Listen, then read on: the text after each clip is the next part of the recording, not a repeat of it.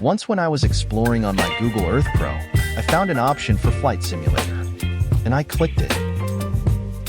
Now, there was so much information displaying on the screen, and I was not a plane expert. But I selected the below one. Now it was asking for the airport, and I again chose one randomly. Now was the time of takeoff, but I was not even knowing the thruster key. Then I read some books, and finally I got to know that it is the page up key. Now, I was really ready for a takeoff, and I pressed the thruster.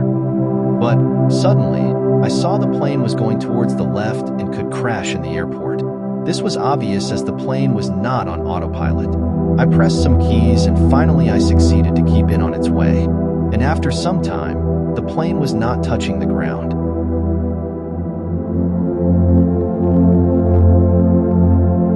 Now, when the plane was finally above the ground, I looked around and turned the plane. I also took some very sharp turns.